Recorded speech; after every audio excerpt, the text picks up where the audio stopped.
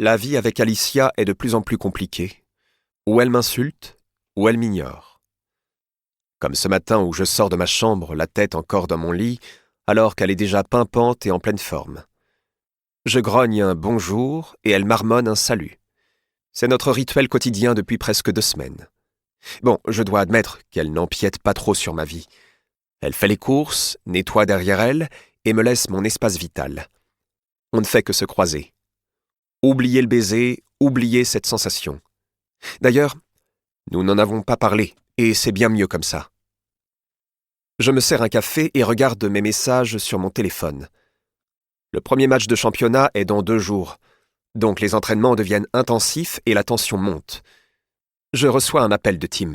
« Oui mec, ça va ?»« Super.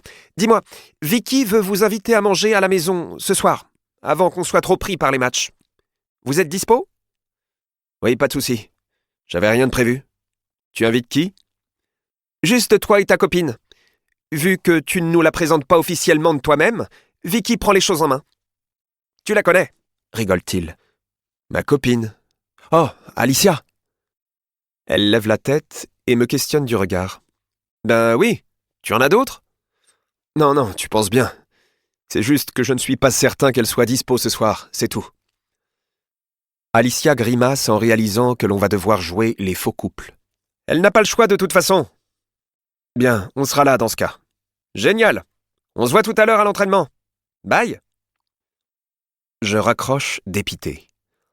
Alicia attend que je développe et je fais exprès de l'ignorer pour la faire enrager. C'est toujours mon passe-temps préféré. « Tu m'expliques ?» ?»« De quoi ?» Elle prend une grande inspiration par le nez en pinçant les lèvres. Tiens, je n'avais jamais fait attention à la couleur de sa bouche. Elle est toujours aussi rouge ou c'est juste parce qu'elle se la mord quand elle veut m'insulter ? Tu sais que tu es très doué pour jouer les abrutis. Si tu ne renouvelles pas ton contrat avec les Pistons, tu pourras toujours donner des cours. C'est très gentil de ta part de me dire ça. Tu sais que j'ai un diplôme universitaire aussi, hein ? Mais oui, c'est vrai. Tu as étudié quoi ? Comment se prendre en photo pour les réseaux sociaux ? Quels hashtags sont les plus populaires du moment ? Ce serait effectivement très utile, mais non. Je n'ai jamais été le meilleur de la classe. Mais figure-toi que je suis conscient que le basket ne sera pas toujours mon métier. J'ai pris un cursus de gestion du sport avec option psychologie. J'ai été recruté en 5e année. Donc, j'ai un beau diplôme. La surprise se peint sur son visage, avec une pincée d'admiration dans le regard. Je suis fier de mon parcours, et je suis heureux de voir que mon annonce fait son petit effet. En tout cas, pour répondre à ta question, on est cordialement invité ce soir à manger chez un de mes amis. Sa femme veut absolument faire ta connaissance.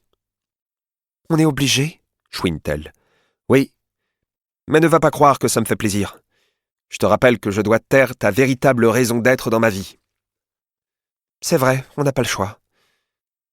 Mais il va falloir se mettre d'accord sur la version officielle de notre histoire. On peut très bien dire la même chose qu'Adim. Oui, mais lui est au courant que je suis flic.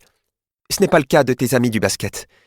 Donc on peut garder la base, mais en omettant de dévoiler certains détails. Je t'écoute. Plus on gardera une version au plus proche de la vérité, et moins on risque de se planter. Donc on se connaît depuis le lycée et on s'est recroisés par hasard. Point. Ça me va. Tiens, avant que j'oublie, j'ai eu les résultats du test graphique de Dimitri, et il est hors de cause. Je sais que ce n'est pas une surprise pour toi, mais je tenais à te le confirmer. Je le savais, mais merci de me prévenir. Pas de quoi. Le problème étant que l'on n'avance pas très vite. Tu n'as pas de nouveau nom à me donner, n'importe quoi ? Non. Je n'ai pas envie de parler de ça au réveil. C'est le seul moment où justement je n'y pense pas encore. Le reste du temps, je soupçonne tout le monde. Fais attention à ce que je dis, à comment je le dis. C'est épuisant. Écoute, je suis obligé de te parler de quelque chose, même si c'est compliqué. Mais que penses-tu de Janet ? Qui ça ? Janet, la fille avec qui tu es sorti au lycée. Je fouille ma mémoire, non pas pour mettre un visage sur le prénom, je ne l'ai pas oublié, mais surtout pour me remémorer notre histoire. Pour continuer à écouter ce livre audio gratuitement, cliquez sur le lien dans la description et vous pourrez l'écouter en entier.